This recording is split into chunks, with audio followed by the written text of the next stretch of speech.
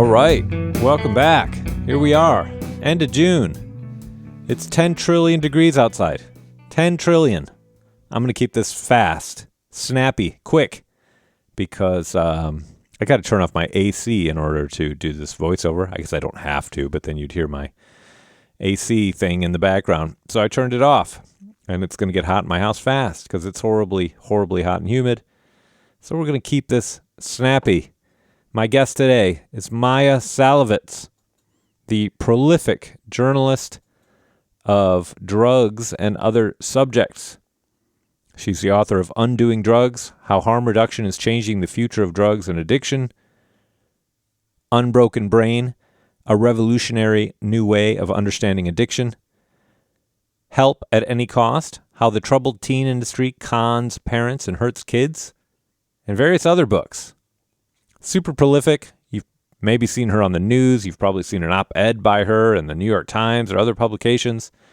She's just out there, and I did not know Maia at all. Before this, we had emailed a few times. She was a reader of my newsletter, and we'd gone back and forth on a few issues. I've quoted her on the newsletter, but we'd never talked. And so I went to her apartment in November, her office apartment in New York City in November, and we had a conversation. It was great. It was really fun. She has quite the story to tell. A former drug addict. She came up in the early 80s, late 70s, early 80s. Snorted cocaine with Jerry Garcia. I did not know this story before she told it to me. And boy, was I interested to hear more about that. Not to mention everything else she talked about. We go through that, her career. She was actually working for the Bill Moyers show when Bill Moyers had the famous interview with Alan Leshner, who was head of NIDA at the time. This is going to be familiar to any drug historian listening to this. And Alan Leshner gave his famous Hijacking the Brain interview, where most people cite this as kind of the beginning of the modern era of the brain disease model of addiction. So the modern BDMA era started there, and she was working for the show. She talks about that too.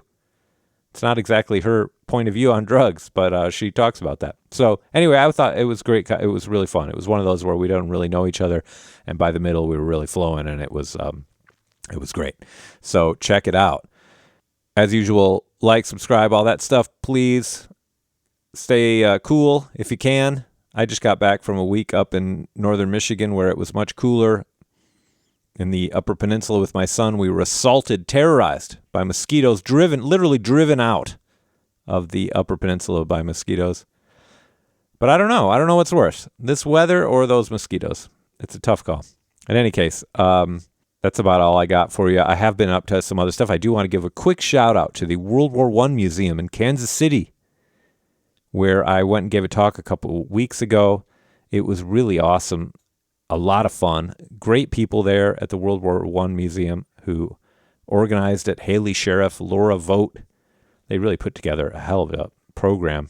And it was sponsored by a lot of local cannabis people who were terrific. In particular, I'd like to shout out Clover Cannabis and Vivid Cannabis, who gave me a tour of their facilities, and I was blown away. Perhaps I'll write about this at some point in the newsletter. Maybe when I'm on my upcoming vacation here, my second real vacation of the summer, I will I'll write something up. I don't know. I'm not promising anything, but it was amazing. I've never seen so much weed in my life. And on one of those tours, I was accompanied by Clayton Stallings, who is a local journalist. He writes, and he's one of the founders of The Evolution magazine. Clayton was a terrific partner in crime for this stuff. It was a lot of fun hanging with Clayton. He was a great host. And if you've got any interest in the burgeoning Missouri, I even said it right by accident. That was by accident. Missouri cannabis industry. You might get a hold of Clayton. He's a great guide. He knows everybody. I also did an interview there with Dan Vietz, who is I don't know if he's the head of NORML, but one of the main people at NORML in Missouri on his radio show. You could probably look that up. You can certainly look up my talk, which is their program was called Operation Dope, and it is available online. If you just Google Operation Dope, you can look at my talk if you want. It's I watched a few minutes. I look a little funny because it's a view from above, and I'm kind of looking above my glasses, and I don't know, it makes me feel weird looking at it, but maybe it only looks weird to me. Anyway, so you might check that stuff out. All right, that's it. I got to turn the air conditioning back on soon. So here is my interview with Maia Szalavitz. I hope you enjoy it.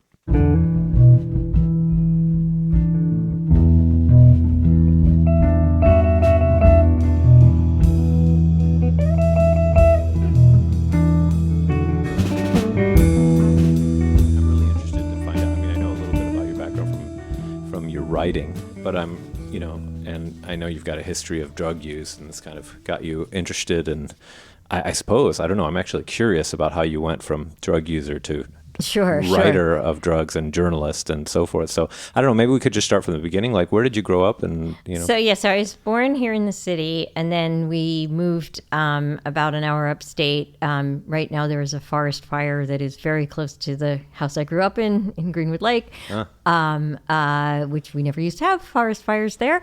So it's a little town that there's a lake, and we kind of moved there when my parents looked at the house when the summer people were there, and were a little bit surprised by the population that was there the rest of the year. Wait, what do you mean? I don't understand. Well, this is going to sound horribly classist, but okay. we were like, upper middle class Jewish people from New York City, and it was a very, very working class community. Okay. Very Irish and anti-Semitic. I got pennies thrown at me. That was not good. And it was just more that it was a mismatch between I just didn't fit in. And I might have not fit in anywhere except for, some kind of incredibly geeky place. It was just really hard for me because I was interested in very different things than the other kids. And so that was rough. Yeah. So wait, so were you born there, or you were born No, here? I was born here, but I was 6 when we moved there. Okay. So you moved up there, and you moved up there because your parents went up there and... Yeah, I mean, there was the whole white flight thing happening. Like, my mom actually did get mugged. We were living in Washington Heights, and the city was kind of scary at that point. This is like the 70s? Yeah. Yeah. So we moved upstate. And I mean, I think also there was the you should be in the suburbs if you have kids kind of thing. All right. So you're up there, and it's kind of a drag. Yeah. I mean, Greenwood Lake, I think its claim to fame, other than the current forest fire, is that Linda Tripp got herself arrested there. And its other claim to fame is that, so the part of Greenwood Lake where I lived was right across the border from New Jersey. Like the state line runs right through the middle of the lake. Okay. And at the time, the drinking age in New York was 18 and New Jersey was 21. So everybody came. Greenwood Lake had a lot of bars and a lot of gas stations. Yeah. And that, and a lot of, a lot of police officers, firefighters, and people with alcohol use disorder congregated in this town. Yeah, kind of like Tijuana, basically, but yeah, I mean, it's a very strange place. And the lake was wonderful, and there were also some very wonderful people there who were nice to me. So I don't want to totally diss Greenwood Lake. Yeah. So you lived there until? So I went to high school in Monroe, which is about half an hour from there, which is where the high school fed into at that time. Yeah. And then my family moved to Monroe because the high school was going to be a different one that would have been much smaller. That would have been a nightmare for me. And then in high school, I started hanging around in the city. I was at the time obsessed with becoming a TV journalist. So I was producing, writing, and anchoring my own cable show. Oh, wow, really? And was called Mass Media Maia and did all these crazy things. So I was in this gifted program, and I had this project to like do a documentary on the history of TV news, and I was interviewing all these famous people, and I ended up coming down to the city and actually meeting people that I connected with, and also at that time finding drugs, which I was looking for because I was, I sort of thought that like, if I could just do well at school or do well in a future career, that like maybe I could convince people to pretend to like me. And so I did this article for 17 magazine, and I was, I thought this would fix me. And I discovered at a very early age that like success does not fix you. So I tried drugs. And, mine was not a story of like peer pressure. It was just a story of like, wow, psychedelics sound really interesting. Let me find people who do them. Yeah. What, how old were you when you started to experiment with drugs? Like 17. 17, okay. And this is what year? So it's somewhere in the late 70s, early 80s. Okay. All right. So there's a lot of drugs around. Yeah. I mean, I started using at the absolute peak of youth drug use in the United States, which is 79 to 82. Yeah. Uh-huh. And what was it? Can you describe the atmosphere a little bit of that? I mean, I teach about that a lot, but I'm born in 73, so I'm too little too. So my older brothers were kind of experiencing that, but I didn't really. I mean, in my high school, I didn't personally witness this, but some of the other kids said that they like smoked pot in the like back of the classroom sometimes. We actually had a smoking lounge. Yeah. And people smoked weed there as well as, and I didn't. Like I was a really, really good kid, like a so-called good kid. Like I was, good student. I was like, doing this little TV show in the AV squad. I did all the extracurriculars. I was in the newspaper. I was like writing about, should we close the smoking lounge and won't the students just go underground? And, I actually was one of the few people who did not ever smoke cigarettes. I tried once in like 7th grade and found it horrifying. And I was like, I remember drug education at that point, and it was sort of like, telling you information about the various drugs and, that peer pressure will make you do them. And I thought, oh, wow, okay. So that must mean that drugs are cool if peer pressure will make you do it. And so I'm probably going to have to do something if I'm going to fit in. So, okay, like cigarettes do not sound like they really cause a very interesting experience, and they seem really, really bad for you. And alcohol seems like it makes you get physically out of control. So that sounds really bad. Marijuana, that sounds interesting. And so, if I'd stuck to the sort of 70s, 60s, 70s, like hippie thing of like, avoid white powders, I probably would have had a different career. Also, I probably would have spared myself a lot of heartache during my cocaine and heroin addictions, which wouldn't have happened. But instead, I became a deadhead and was into like psychedelics. Really allowed me to connect with people in a way that I hadn't previously. And so I, really found friends who I actually believed were my friends, which, I just couldn't do before that. And I, felt part of something. And, it really, I now know that I am on the autism spectrum, and this was part of what was causing my inability to fit in or connect. And it made me understand how to use empathy better. Because it was never that I wasn't unempathetic. I was like too empathetic. I was like, if you felt something, I felt horrible, and then I had to run away because I couldn't fix it. And so it's like that thing where sensory overwhelm or empathy or emotional overwhelm keeps you from actually being kind and connecting the way you would think that if you really cared, you would be. But if you're overwhelmed, you can't do anything. Right. And so anyway, so I remember thinking while I was on acid, like, my mom really wants me to do the dishes and stuff like this. And like, what would it hurt me to do the dishes? Like, that's important to her. Okay, I can do that. Like, this is the opposite of what tends to happen when teenagers do drugs. Like, it was like, it made me more like less selfish, more connected, like, but then I got to college. I got into Columbia. This was the time of cocaine in the United States. Sure, especially in New York. Oh it my was God.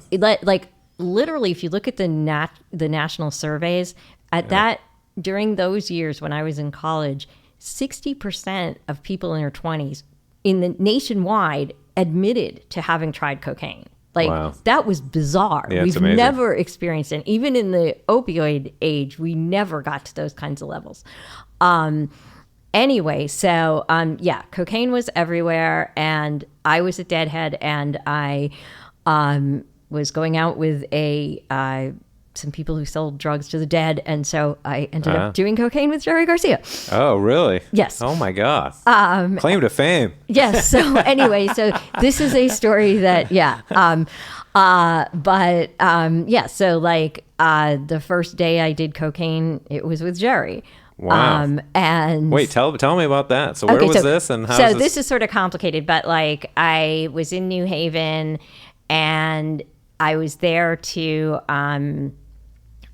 see a Dead show, obviously, and went to the show with my boyfriend. We did a tiny bit of cocaine like earlier with the lighting director who was his friend. Okay. And then anyway, we went back to the hotel, and he went over to the hotel where the band was staying, which was not the hotel we were staying in. And I tried to go back into our room, and there was like some kind of drug bust going on or something. So I immediately split, and I saw somebody who I also knew sold to Jerry. So I was like, please just get me past security into the hotel where they were staying. And so he did that. And then I was like, oh, come on, let me come up with you to see Jerry. So we did, and we did lines with Jerry, and that was when I first like actually experienced the cocaine.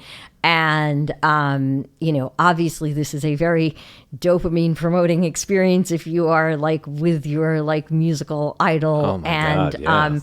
You are having this drug, and he's talking about the meaning of your name, and because Maia means illusion in Buddhism, and we were going on a whole tangent on this. Yeah. And so it was like amazing. And who wouldn't want to do more cocaine after that? Yeah, sure. But this was before I got involved with selling cocaine, which happened when I was in college, and my drug dealer boyfriend was like, gee, you kind of got a good market there. And sure enough, I did. And what do you mean, the market at college? Oh, yeah. Like there were a heck of a lot of Columbia students that were like, I got you. And so as soon as I became known as being able to get good coke, like I solved my social problem at Columbia, because when I got there, I was like, who are all these rich people? And like, I was always like middle class. Like I didn't feel like the bottom of the social hierarchy. I mean, I was on the bottom of the social hierarchy socially, right, but not economically necessarily. And I was just like, what the heck? Who are these people? Sure. And I always felt like, even more that I didn't fit in. I just didn't understand. But I had cocaine, and so everybody invited me, and so I didn't feel left out, and I could physically be bringing something literally to the party and be comfortable in having a role. Like this is a classic autism thing, like where, you're socially uncomfortable, but if you have something specific to do, it's like safer. Right. And so anyway, so that was how I became a cocaine dealer. Oh my gosh. And so your boyfriend, so he was a dealer already, but he didn't go to Columbia. No. And like, there's a very complicated, tangled story where his brother, I was with one brother and then the other one, and like, but that's how you. All right. So I have a question about becoming a cocaine dealer, but let me ask you, what did your parents do? So what kind of? So my father was a chemist, and my mother was originally a Russian translator, and then my dad was a Holocaust survivor who came over from Hungary in the 50s. Okay. And so, so that was obviously an important part of, like why I, have a relationship to trauma. For sure. So basic middle class folks. Intellectuals. Yeah. Mm-hmm. Okay. And then my mom became a high school teacher, and then eventually she's now a social worker. Okay. It was always the case where, I was like this little kid who was clear, like I learned to read when I was 3. So I was always in like gifted things or whatever. And it was, for a long time, I just thought the only possible thing valuable about me is my intelligence. And that was another sort of factor in how I got addicted.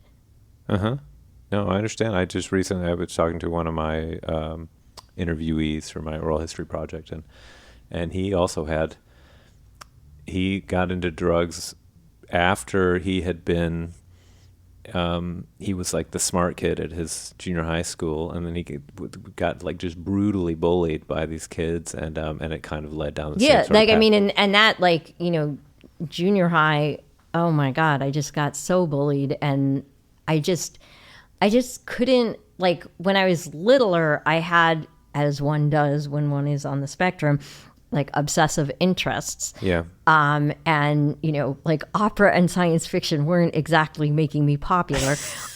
When I developed an obsessive interest in drugs, that actually worked quite nicely because people were actually interested in learning more about this. And so I've really capitalized on that. Yeah. It was just a very, people didn't know about autism. Girls, even now, like you're supposed to be interested in trains or something, like, yeah. And,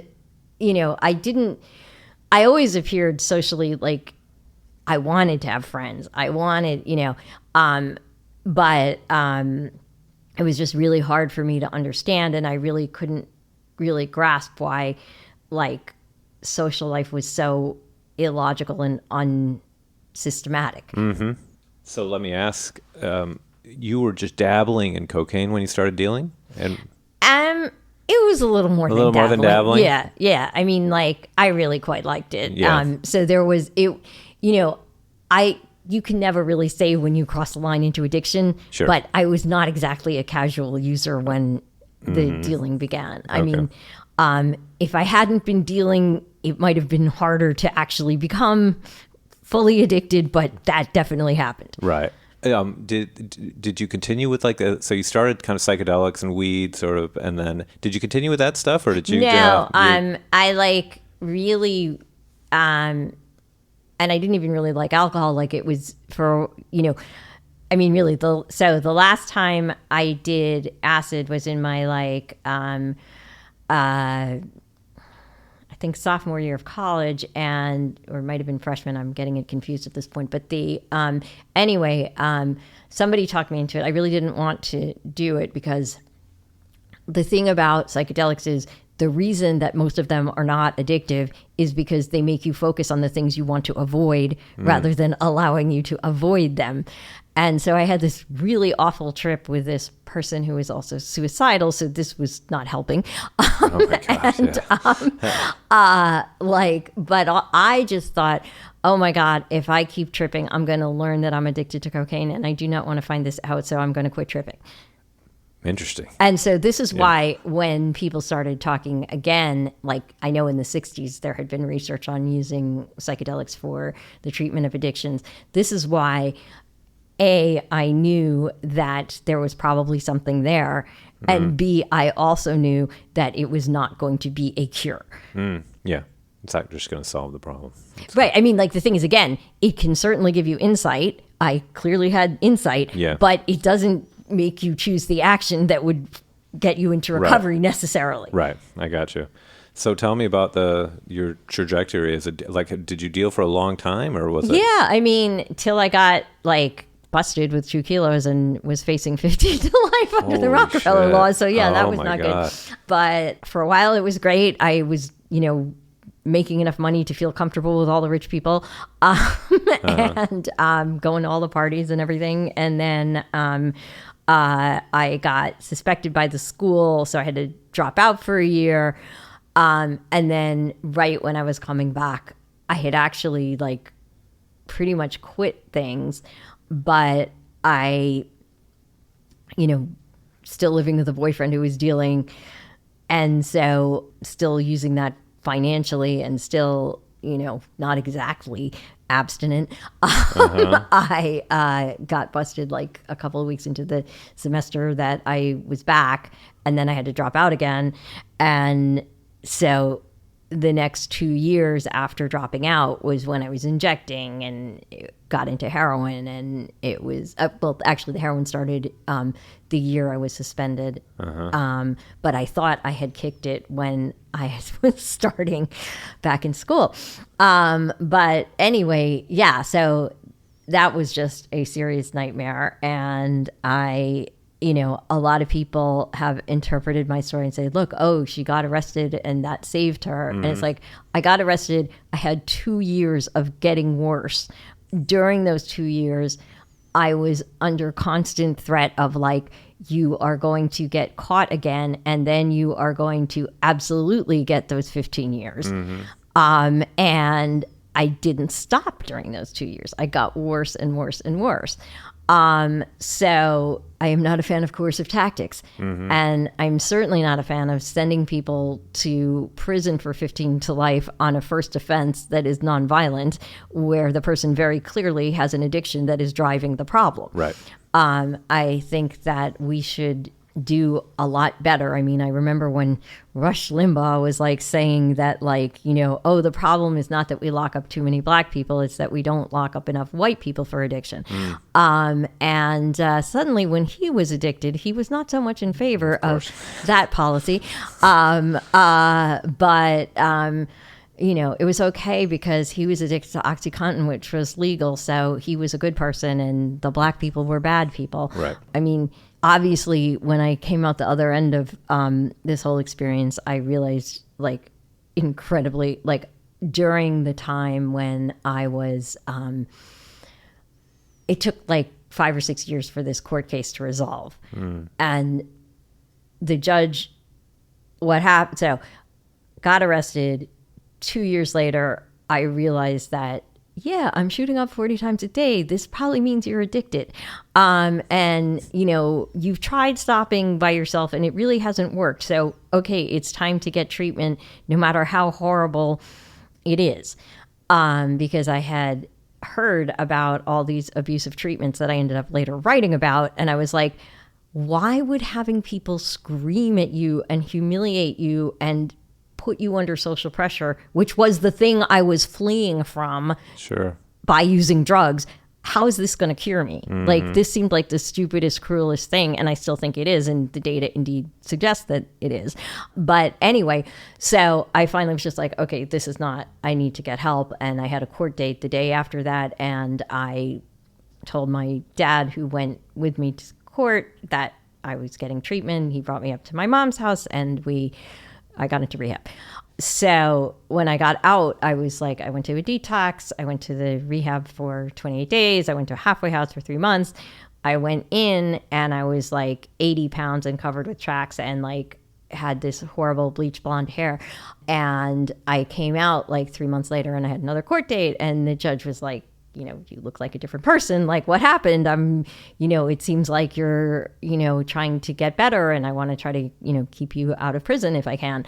And, as long as you continue your recovery. Right. So, and then she said, there was a sidebar with a lawyer. She was like, she looks great, but she's got to do something about that hair. It's terrible.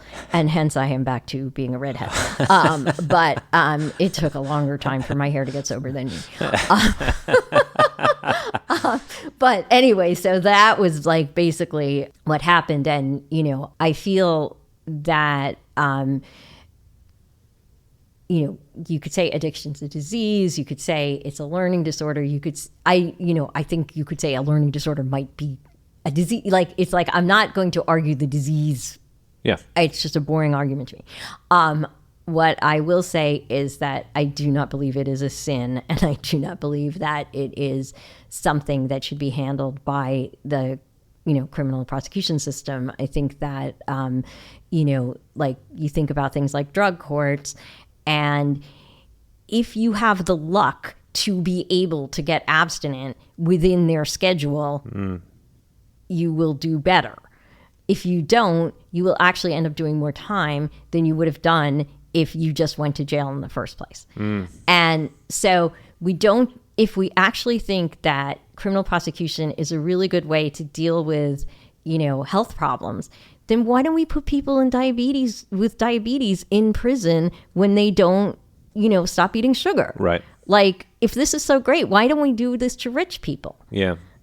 And so anyway, but like oftentimes when I was in the, going through the whole process of this, because the prosecution kept dragging out because they were like, well, you sent a lot of black people to jail. So like, why would you and so, anyway, while that was dragging out. Wait, I didn't understand that. I didn't understand. Like, because the judge she saw that I was recovering. Yeah. She wanted to not send me to prison. Oh, I see. And so the criticism was of the judge. Yeah. I got you.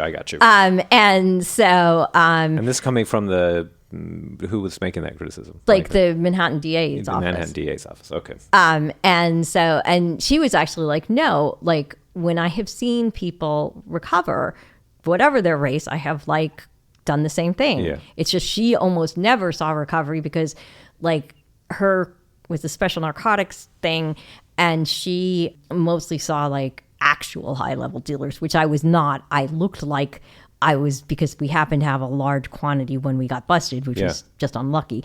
But that we didn't typically have that amount around. Anyway, but I was almost always the only white defendant in that courtroom. And this is the late 80s or early 90s, right? This is 86 through 90 something. That's what I thought. Yeah, it's the peak of the craziness. Yeah. And I was extraordinarily lucky to be able, the judge ultimately dismissed the charges entirely, so I do not have a felony record, because the prosecutor was like, we want to put her in prison at least for a couple of years, and they wouldn't budge. And she was like, this is ridiculous, this woman's a producer for Charlie Rose now, what's the point of this? So she did this. My lawyer had to file this thing to dismiss in the interest of justice, and that's what happened. Wow. But because I had that escape, I have always felt very, I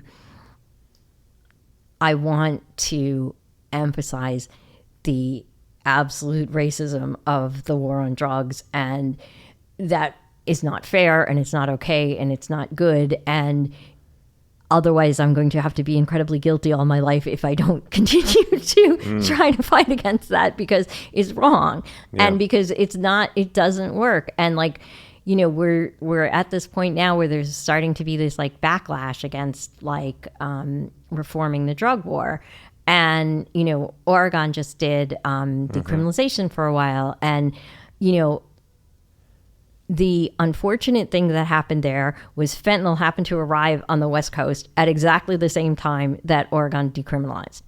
And instead of realizing this, oh, gee, overdose and public drug use and homelessness rose in every state exactly when fentanyl hit. I mean, every high rent city when fentanyl hit, because West Virginia has this country's highest overdose rate to this day, and does not have a big problem with homelessness and public drug use because it is cheap to live there. Yeah.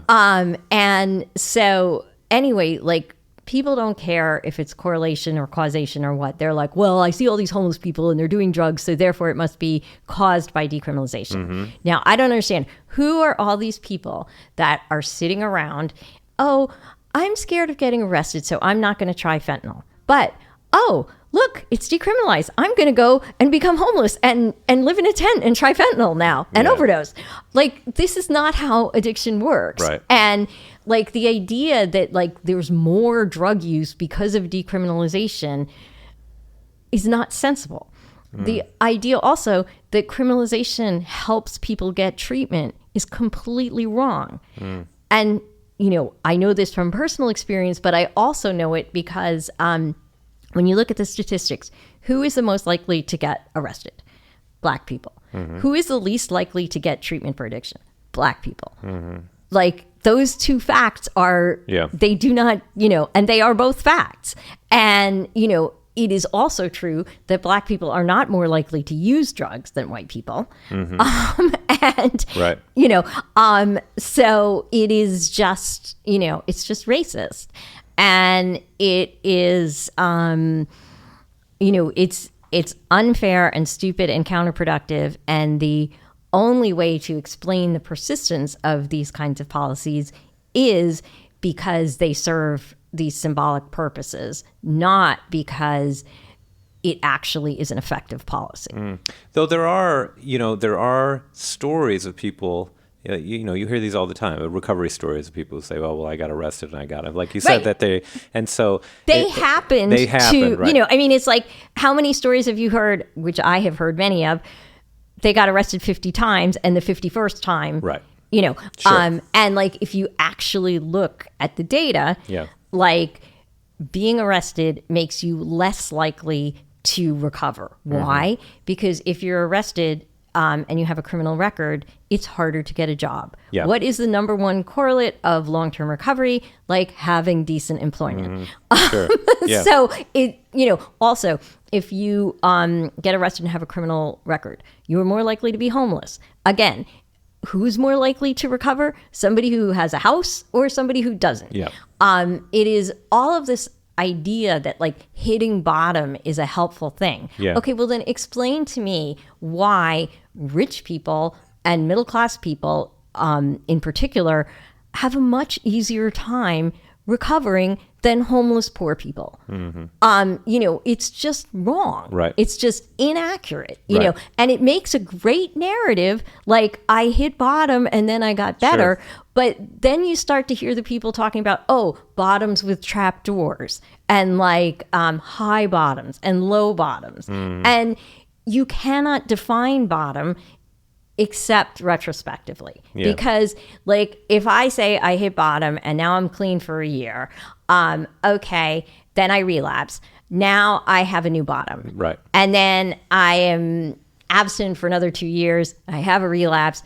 Now I have a new bottom. Like sure. It's a retrospective narrative device. It is not anything that can tell us something effective about policy, because what we know from looking at policy and looking at actual data on large groups of people is that the people who are most likely to recover are the people who have resources. Hence, me being able to escape this horrible system, and somebody who was poor and equally intelligent might not have been able to do because they couldn't have had the educational opportunities and career opportunities that I had. Sure. And so that's fucked up. Yeah.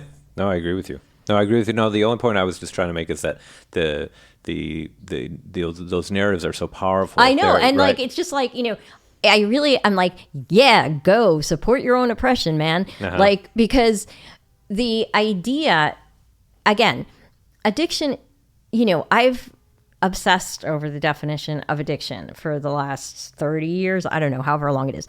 The best definition I have found, and it's basically the one that's used by the DSM and by NIDA, and that is compulsive drug use despite negative consequences. Yeah. So what we fundamentally know is what it does not respond to is punishment. Yeah, that's the definition. That's the definition. I didn't make this up. This isn't Maia being weird. Like, Maia's plenty weird anyway. But this is the mainstream accepted definition. Right. And if we're going to go with that, you can't be then saying that punishment is a thing that's going to work. Right. Exactly. No, that's a really good point. Now, wait, I had a couple questions, though, about the backstory. First, you talked about these treatment models that are like therapeutic communities, like Synanon, where you get yelled at. Did you experience that? Did they stick you into that? Okay. I mean, thank God I didn't. I don't know if I would have survived. Even during my active addiction, I was studying and I'd go up to the New York Academy of Medicine and I was trying to find out stuff. And I remember, so I did a book called Help at Any Cost, which is about the troubled teen industry and about the whole so-called therapeutic community, which is in the United States, the treatment approach based on Synanon. Like in the United States, addiction treatment that lasts 18 months or longer is residential. And that model, all of it comes from Synanon directly or indirectly. And they used to admit it on their websites. They're now starting to like stop that. Yeah. But it's based on a freaking cult. Yeah. And it was always a cult. Like people are always like, oh, it was a rehab that turned into... No, that was a cult from day one. And, you know, it's just like, you know, did people recover? Yeah, people recover in cults all the time because a cult provides community and support and meaning. Yeah. Like, that doesn't mean it's a good way to recover. Right. And anyway, so I am very glad I knew to make sure nobody sent me to any of these places, and that when I was getting into rehab, I was like, ain't going anywhere like that. I'll go to the place with the pool that's 28 days. See this like bougie brat that I am, but but I was also right. And you know, that approach is so harmful. And it was based on, you know, the idea that people with addiction are sociopaths, and that the only way to get through to them, you know, I mean, like Chuck Dederich, I've never known if I'm pronouncing his name correctly, but anyway, the founder of Synanon said that Sinners Anonymous is one way to describe, you know, and that 12-step uses love. We use hate. We think hate is better. Yeah, for the listeners, this is the late 50s, early 60s. So, but this was, you know, celebrated by the mainstream media. Totally. There was a popular Hollywood movie about it. Like, a lot of jazz people went through it. TV features, all sorts of stuff. Yeah, it was celebrated. And the reason it was celebrated is because there hadn't been enough research done to know that sometimes people actually quit heroin without any help. And so what happened in Synanon, and this is where I have to give props to New Jersey, because states started saying, look, they got a cure, we'll replicate this, and we'll, like, you know, send people to it through the criminal justice system. And New Jersey was the only state that did a study before doing that. And what their study showed, and this is like in the 70s, this is like way back, what their study showed was that something like 80% of people dropped out in the first 2 weeks of being in Synanon. And a lot, you know, so you ended up with like 15% of people recovering, essentially, most of whom were sticking around to be a staff member.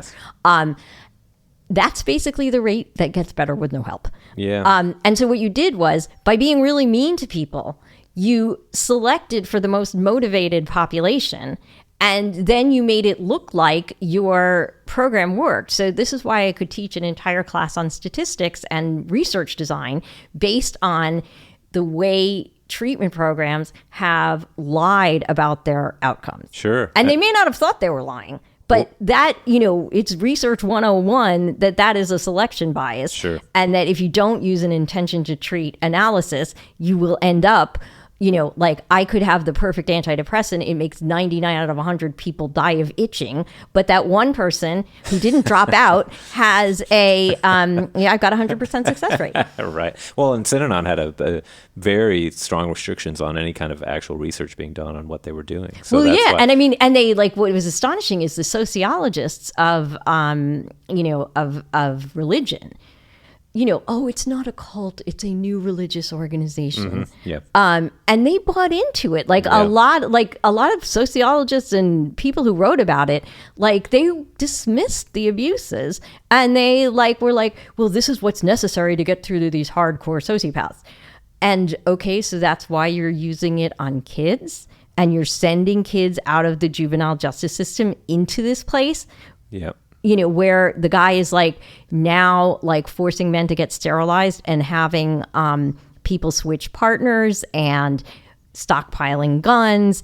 And then this all blows up because he hires somebody to put a snake in the mailbox of an attorney who was successfully suing them because they were abusing people. And until I wrote Help at Any Cost, there was really nothing.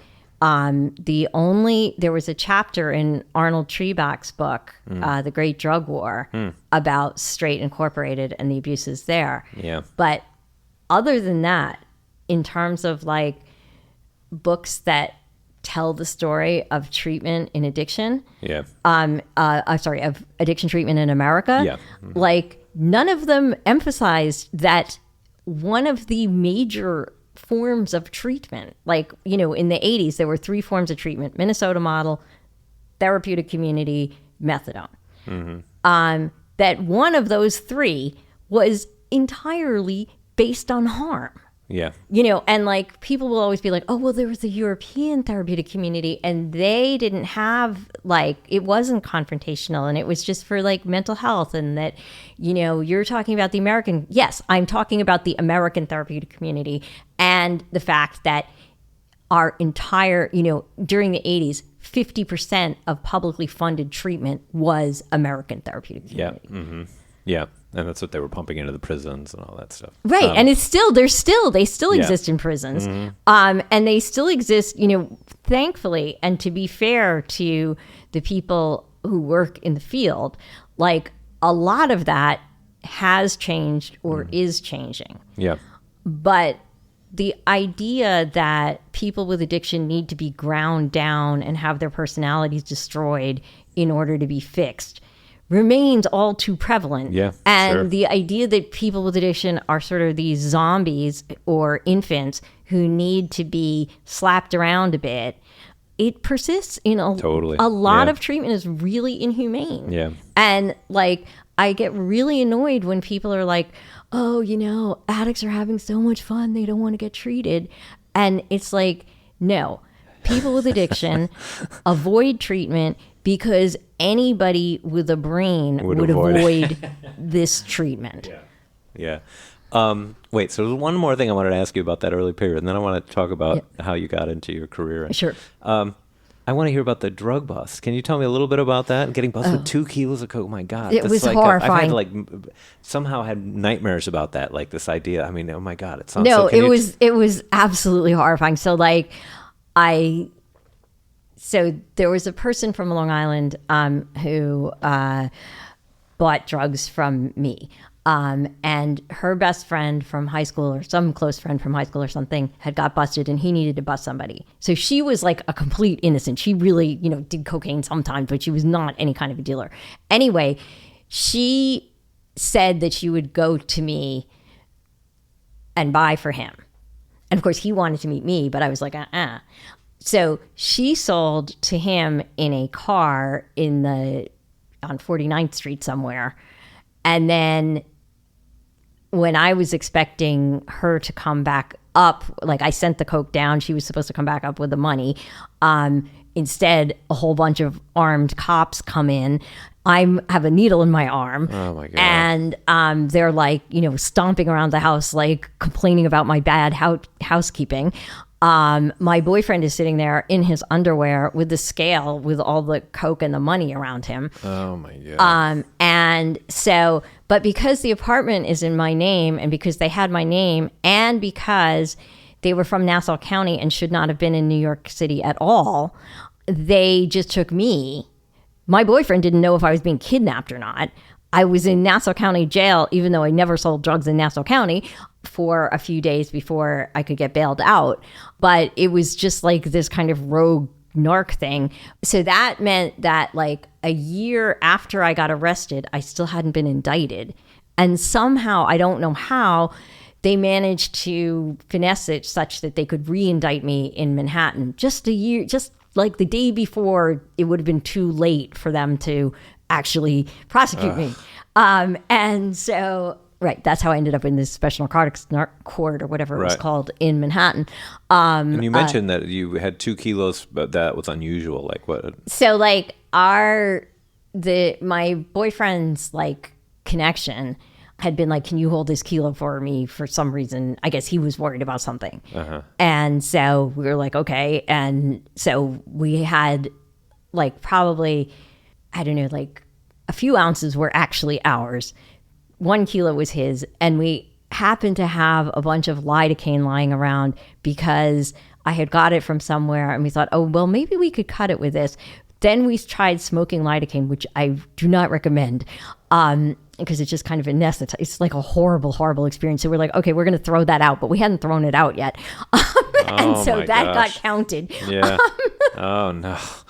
Oh, my gosh. Did you ever have any, I'm just kind of fascinated by this. Did you have to deal ever with like the higher up dealers or anything like that? I mean, I occasionally, like, I didn't actually know who the your people boyfriend were. was, yeah. Uh-huh. But, I occasionally, sort of had indirect contact and, sort of heard the stories. Yeah, but it never got like scary or anything like that as far as... No, I mean, I do know that like one guy that he bought from at one time did have an Uzi or something, but like nothing actually, like we were basically hippies. Yeah. And like the higher up people were probably pretty serious people. Yeah. Although I think that guy ended up like... The Uzi guy? Ended up like running a restaurant or a parking garage or something, went totally straight. Oh, really?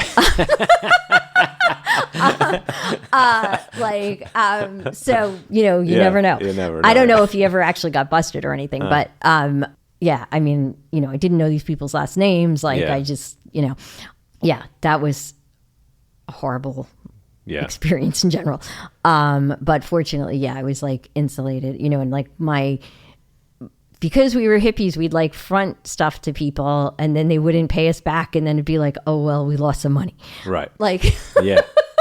There was no muscle behind that. No, there was no muscle whatsoever. And then, this is how you discover that, like, actually the debtor has a certain amount of power over you. Uh-huh. Sure. Yeah. So, okay. So you clean up, you avoid prison miraculously. Did you go back to Columbia? I did ever? not. And like, I mean, I didn't, I ended up finishing school at Brooklyn College because I just like, I couldn't deal with the whole Columbia thing. Like it was going to be a lot more student debt and like, just, I didn't want to do it. So, I graduated from Brooklyn. Journalism major? Well, funnily enough, like Columbia does not allow an undergraduate journalism major. Okay. And so I was also like, if you want to know actually how I got to my career, I was always torn between, do I want to become like a journalist or writer, or do I want to become like a neuroscientist? And I had got interested in neuroscience because of the drugs. And so I was very good at everything except the part about slicing rats, which I was not able to deal with. So I decided I'll be a science writer. Yeah. But anyway, so I finished up with I just finished up the psychology major because at that time there wasn't even neuroscience. It was called physiological psychology. There were 5 neurotransmitters. Mm-hmm. Like we knew nothing about the brain. Right. Okay. So you finish up and then, but you had been working, you said before that you were working as a producer for Charlie Rose. So that happened. So after I finished at Brooklyn College, I became a freelance writer, and this was like the whole AIDS thing was going on, and I sort of started my, during the end of my active addiction, I had been a columnist for High Times. Okay. And I didn't know that. Yeah, and in fact, like I wrote the Piss Patrol column about urine testing, and I did features and stuff like that. Like anyway, like hilariously enough, the flight or one of my weeks in the halfway house was paid for by a freelance check that I got from High Times. Wow. And the flight out there was like paid for by like, I think miles from, from having been flying around selling drugs. Oh my gosh. So anyway, I was freelancing. Mm-hmm. There was a recession. It was really difficult to get jobs in journalism. Anyway, so I started looking for jobs and I ended up getting this job at Charlie Rose before it became Charlie Rose. And then anyway, so yeah. What do you mean before it became Charlie Rose? Because so basically I answered an ad in the Village Voice, which I wrote for at the time. And the ad was like, we want this like downtown hip like host for this new TV show. And like, I literally hadn't done TV since high school, but I was like, oh, what the heck? I'll apply for this. I just had this intuition I should do so. So I applied and they actually interviewed me. Huh. And then I guess Charlie Rose became available to PBS, or it was Channel 13. It was local. So they like hired him and decided not to do this downtown hip whatever. And so But the people who had interviewed me thought I would be a good producer, so they hired me as an associate producer. Wow. Yeah. So my clip was like, I shoot drugs, or I'm just recently recovering from having shot drugs. So it was kind of amazing. And so even though, amazing. Charlie Rose ended up doing some nasty things to some women, like at that time, nothing happened with me, and I was grateful to him because, like, they had given me a real chance. Sure. And so that's what you're doing, and so, yes, at this point, I'm still going to court every 3 months to find out if I'm going to prison for 15 years. And I'm, God. During the day, like calling up celebrities and asking them to be, or their publicists more often, and saying, can you please come on Charlie Rose? Wow. So, so that was pretty wild. Oh my gosh. Okay. So then you do that for a while. So how do you get back into the writing? Or are you writing all along, or like? So I would occasionally I would occasionally freelance when I had the chance from there, but also I wanted to do a book which I sort of framed at the time as like the addict's perspective on drug policy. And so I was meeting all these people in publishing, because at that point, like, if you wanted to get on the bestseller list, like, obviously Oprah was the best, but Charlie Rose was second to that. Like, it was like the way Terry Gross is now. Yeah. So all the publishers wanted my attention. Right. Sure. Because I was the gatekeeper. And so, like, I met all these people, and then I was able to get an agent and, like, sell the book.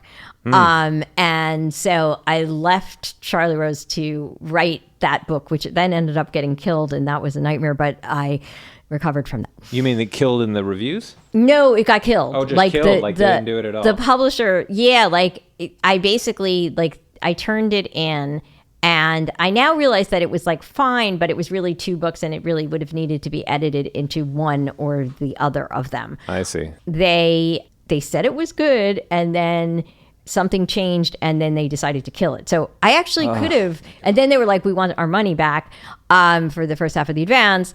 And I later learned from my current agent that, like, if my agent at the time had defended me, I should have got the second half of the advance based on the fact that they had said it was good before they rejected it. Because you have to turn in an acceptable manuscript, and I clearly had, because they said it was. Right. So anyway, that was a ridiculous thing. But so then I got very depressed and got on medication and started working for Bill Moyers. Oh. And so I worked on his addiction series. And the famous one where didn't yes, the ridiculous, the hijacking the brain. Yeah, the hijacking the brain.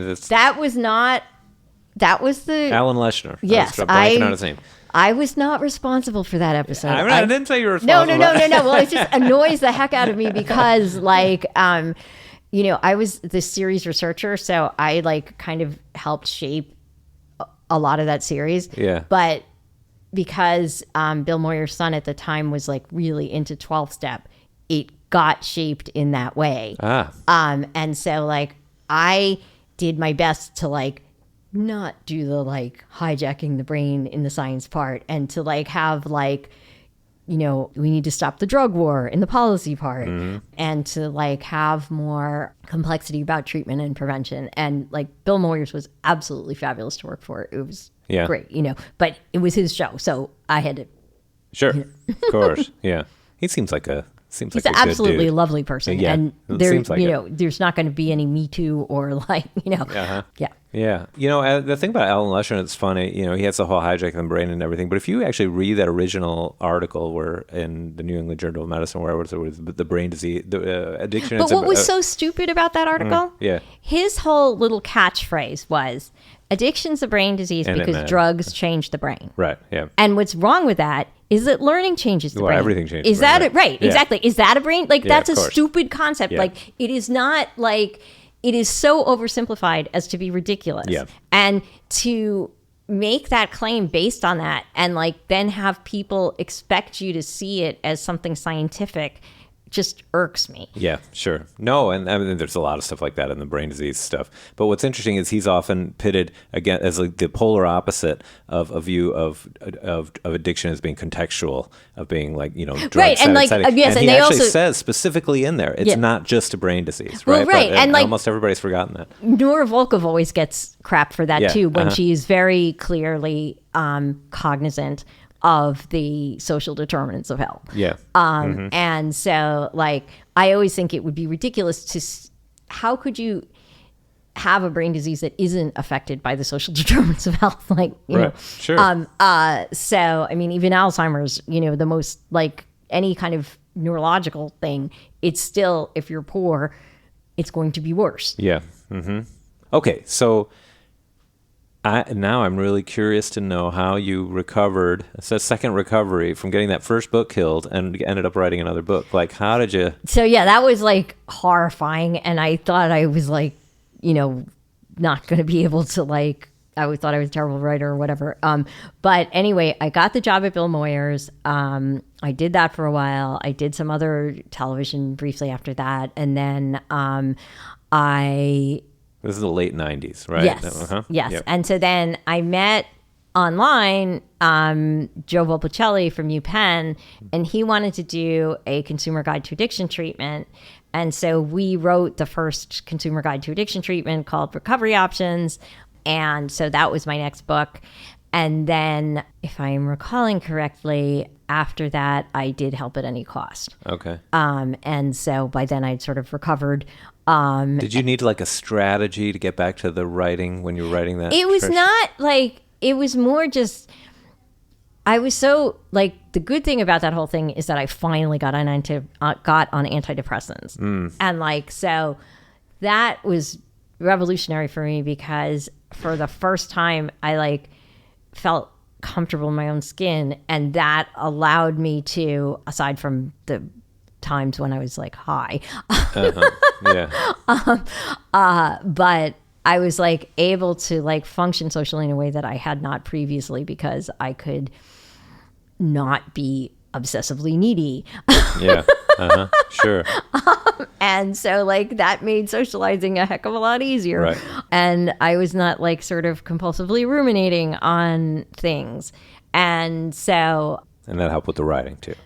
Yeah, I mean, the compulsive rumination was probably good for the writing in some ways, but the just it gets you to sit down and not get up. Right. But the it did not take that away. Yeah. And in fact, I actually knew that the medication was working for the first time when I sat down to write an op-ed, and I actually felt like, oh, this is kind of good. And it was like, I then realized that I had crazy levels of anhedonia. Like I hadn't even realized I was not capable of feeling even those little bits of pleasure you get when you think that like, oh yeah, this is all right. You know, like, cause it ultimately, what I was missing was something that just gave me the sense that things are going to be okay. Yeah. And that you can connect and get the stress relief you need and be loved and etc. And so with the medication, I was able to, be able to feel that way and not be in the pits of self-hatred anymore. And, like my early recovery, I did the 12-step thing for the first at least 5 years every day. And it definitely helped in the sense of like, I had more social contact. I had sort of less self-hate in the sense that like I could go to a meeting and I'd see someone like some model who's famous sitting there talking about how ugly she was. And I'm like, maybe I'm similarly deluded about the things I hate myself about. So, it was, I got a lot of cognitive behavioral stuff out of 12-step. And, slogans were useful. I made some great friends, but I also annoyed the hell out of people because I was like, look, the gay men are like fighting back against AIDS. Why are we just letting our people die? And they were like, that's an outside issue. Like you can't like be an activist in AA. But, it was like, I just get very annoyed when people think I hate the 12 steps, because I don't hate the 12 steps. I think they're absolutely a wonderful method for people to improve their moral lives. Mm-hmm. And sometimes that can be very useful in recovering from addiction. But I think everybody should take a moral inventory. I don't think only people with addiction need to take a moral inventory. And I think that it is not taking moral inventory that allows you to recover. It is the support of other people. And the idea, if I went to depression treatment and they told me I had to take a moral inventory, I would say I'm seeing some kind of quack. But like, if you go to addiction treatment and you say like, wait a minute, this is like, you're calling me a sinner here and I have to find a higher power. And what is this? Oh, you're in denial. Like, right. It sort of took me a while to realize that like people making the argument that addiction is a disease and the treatment is meeting, confession, and prayer doesn't make a good argument for addiction being a disease. Right. Yeah, that's a good point.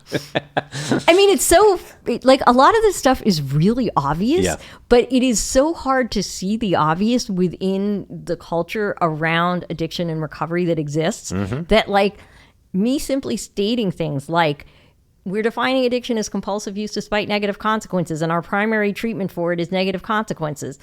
What's up with that? Like, people don't think that because they don't, I don't know, like, we've just got so wrapped up in this ideology of abstinence and sin and etc. while we're sitting there, oh, it's a disease, but your punishment, you should go to jail. Right. Yeah, no, it's these stories that people get and they have a structure in their head and they don't think very hard to think past them. And then there's obvious contradictions right in the middle of them. Yes, yes. And it's, I mean, I guess like maybe it was Orwell or somebody who said like it takes a lot of effort to just see what's in front of your face. Right. Okay, so the second, so you were getting to that second book. That one was on empathy, right? The second book, is that right? So, am I remembering right?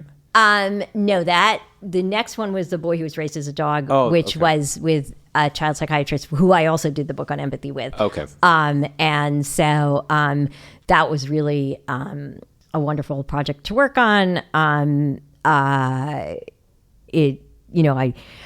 So after Help at Any Cost and et cetera, I basically, and all along throughout this, I was freelancing, doing writing about neuroscience and continuing to learn about the science around addiction. And I think one of the things that has made me useful as an expert in this area is that I read very much across disciplines. And addiction, if you just study the history, if you just study the neuroscience, if you just study, any one of these things, you're not going to understand the whole picture. Like, you really need a cross-disciplinary approach or you will miss important things. Like, if you're just looking at the animal research or you're just looking at the sociology, like, it's not enough. You need to be able to put all that stuff in some kind of context. So that, has helped me. No, I totally agree with that too. So you write these couple books and then you eventually get back to writing about drugs. Which was the first book, So that would have been Unbroken Brain. Okay. And so that is basically a memoir of some of the stuff we've just discussed. And it looks at, why I think the best way to see addiction is as a learning disorder where your brain falls in love with the wrong thing. Right. And that is not an original idea. Like, addiction has been seen as a learning disorder, like, for as long as people have been discussing it. But, so when I was, talking originally about writing the book, like, neuroscientists were like, oh, everybody knows that. That's like, why is there a book in that? And I'm like, because maybe you guys know that, but that is not what the public knows. Right. And people think that, babies can get addicted and that, like, you can be unconscious during surgery and wake up addicted to opioids, which, like, how do you even know? Yeah. Like, the thing with addiction is, in order for you to be addicted, you have to know that a substance does something for you that you want. Yeah. And then you have to be able to pursue it. And a baby can't do that. a baby doesn't know if it needs a diaper change or like if it's experiencing neonatal abstinence syndrome. Like, so, you know, you can't have compulsive use despite negative consequences if you don't learn that a drug does something for you that you like and then get engaged in that. Right. Mm-hmm. And then you write the book about the history of harm reduction. Yes. The next one, right? Yes. Okay. And so both the history of harm reduction and Help at Any Cost, which is about the abuse of treatment, focused in that instance primarily on the ones for troubled teenagers, which Synanon model just took over. Yeah. Both Help at Any Cost and Undoing Drugs, which is the harm reduction history, I did not want to write because I was sort of scared of Help at Any Cost, just because I knew the massive exposure to traumatized people that, you know, and I mean, I'm glad I did it and it needed doing and nobody else was doing it. So I felt like I had to do it. But, you know, that was really hard to write because it was just like so many people had such traumatic experiences that nobody had believed them about before. And so I had to be very careful of like, you know, people dealing with this stuff. And, was that the part you were afraid of? Yeah, because it's just like, you know, you don't want to reopen people's traumatic, you know, and you want to be able to, you know, support them. And also, like, the bad guys were seriously scary. Sure. But, you know, had to be done, and I'm glad I did it. The bad guys in that context being the treatment people? Yeah. Yeah, the people who, like, make a lot of money, like, selling abuse as treatment. Yeah. And, you know, have, you know, a lot of political power, et cetera. So, yeah, that was scary. And then the harm reduction thing was more just like that I had, you know, I knew a lot of the early harm reduction folks. And I was like, anybody who writes this history, like, is going to be hated because they left this one out and they didn't do that. And like, you know, it's just like, I mean, it's sort of a normal thing when you are writing a book about living people that they are probably not going to be happy with you. Sure. But, you know, again, nobody was doing it and people were dying and I felt like it needed to be done. So I did it. Yeah. Well, that's, and that, you know, we were talking about this at the beginning before we turned on the mics about historians. We tend to not think of stuff as history until it's, you know, 30 years old or something. But as you said, you end up losing a lot of stuff if you don't collect those voices. And I presume that doing that work must have been joyful in a lot of ways in comparison to the treatment book, right? Because I mean, you get to talk to people who did really important work. No, it was, I mean, there was sadness because we're in this overdose crisis where so many people are dying and so many people were lost to AIDS. But yeah, like it gave me an enormous amount of optimism because I could see that we went from, you know, even marijuana legalization being like unspeakably radical. Yeah. And like the federal government saying you can't even say the phrase harm reduction, and needle exchange being like you were going to get arrested for like trying to improve public health, to, you know, the Biden administration actually endorsing harm reduction. Yeah, when prior to that, we had literally people affiliated with the American government going around trying to get the words harm reduction taken out of international documents. And, you know, just crazy attacks on it. Now we're starting to have a backlash as these things go, but, you know, it's been incredible to see like how far we were able to go before the backlash. And, you know, the evidence still overwhelmingly favors harm reduction. And, you know, I also believe that like, if it doesn't actually reduce harm, it doesn't count as harm reduction. So therefore it is unfalsifiable. But no,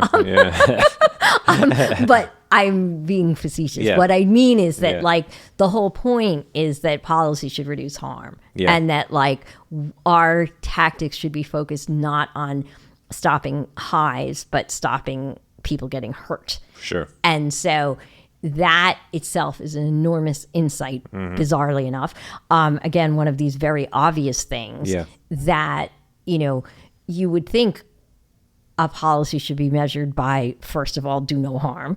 But this one never has. Correct, yeah. And so to bring that in is so important. And that's why, like, well, some individual technique might not work, but the concept is fundamentally sound. And most of the individual techniques that have been studied, it's not the case that if you give people clean needles, they will use for longer and they will not seek treatment. They're 5 times more likely to seek treatment. It's not the case that you encourage new users by like providing naloxone.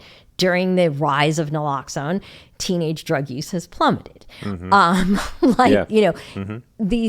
We just have these false ideas about what addiction is and where it comes from. And, it's not, if you are kind to people who use drugs, that doesn't mean you're saying, hey, kids, use drugs. Right. Of course. It's like if you see a homeless person using drugs, I don't think there's a single kid that looks at that and says, oh, wow, I want to do that when I grow up. You know what I mean? Yeah. And so, it's scary and horrifying. And what do we say to people who are like, oh, what if our kids see a safe injection facility? Well, what they'll see is people are getting help who are very sick. Yeah.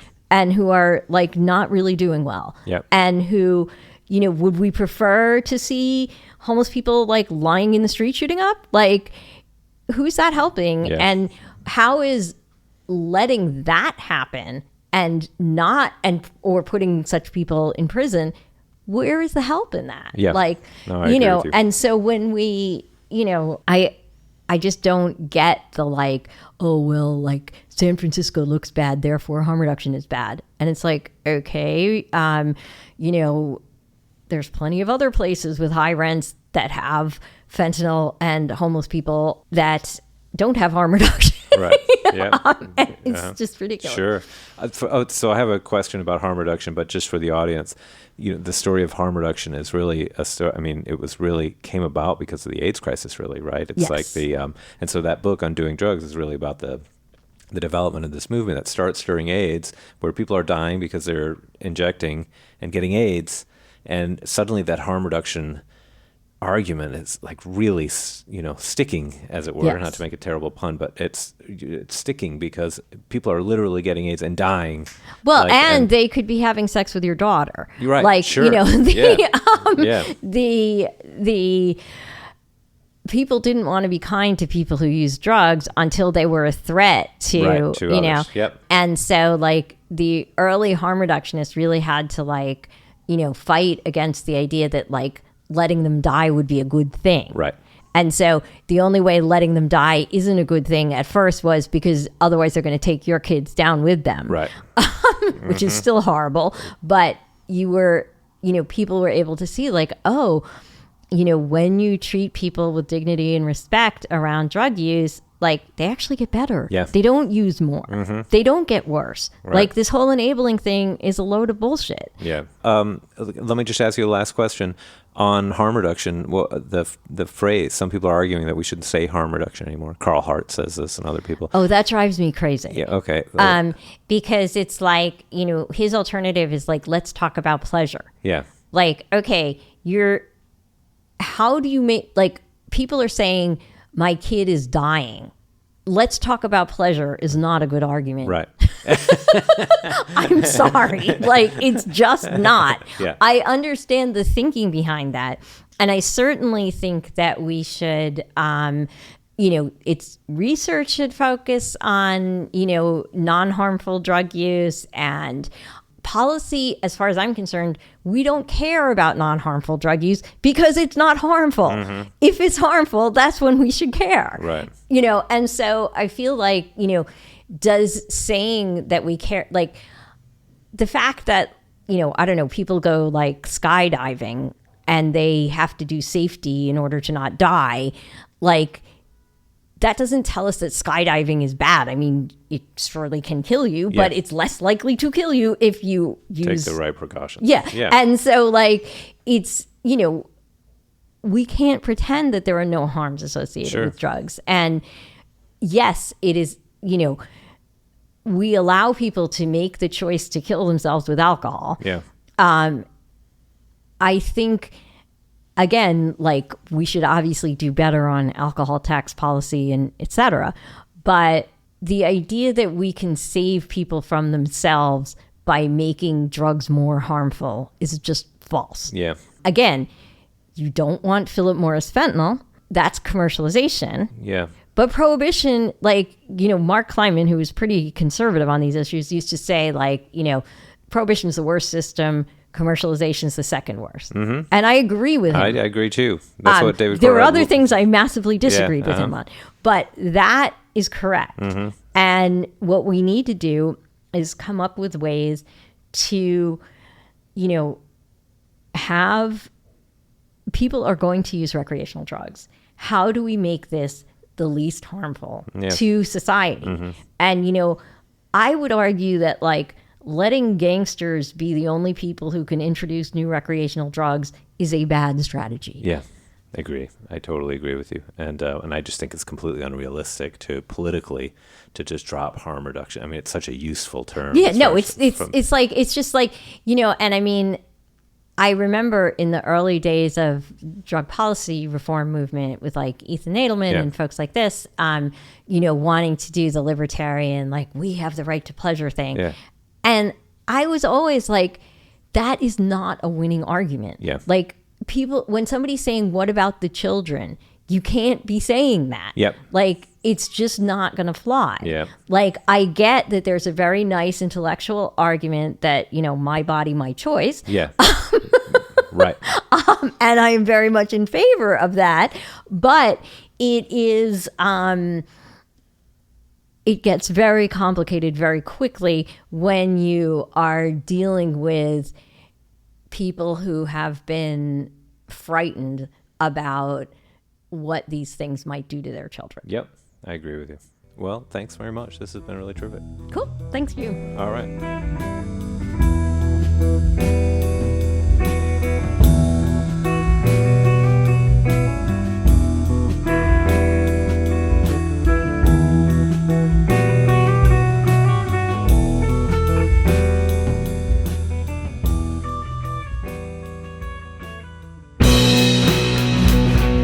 All right, there you go. Pretty wild, huh? Snorting cocaine with Jerry Garcia. That's a good one. I once knew someone who had smoked a joint with Jerry Garcia. I know someone, I won't mention his name. It starts with a J, though, if you're out there, who smoked a joint with Kurt Cobain. That's a pretty good one. Outside the Blind Pig in Ann Arbor, circa 1990, 89, 90, before they were huge. They were still playing the Blind Pig. Smoked a doobie with Kurt Cobain. The best I can do is shook hands with Axl Rose at the Toledo Speedway, circa 1990, 91. And I was at the Maradona Hand of God game. That's my other claim to fame. But anyway, all right, that's it. That's all I got. Thank you to Maia for coming on, for hosting at her place. It was really fun. I'm glad we got to get to know each other a little bit, and I'm glad we got to put her story on here. Check out her books. They're great. Check out her journalism, her op-eds, all that stuff. As always, like and subscribe. I'm going to flip the air conditioning back on now. So exciting. All right, I hope you have a cool summer. I'm going to go off to the Northwoods again, hopefully mosquito-free, and enjoy a couple weeks of vacation. I'll be back in about a month with another interview recorded in New York with another great guest. So we'll see you in about a month. In the meantime, take care of yourself, and we'll see you later. Bye-bye.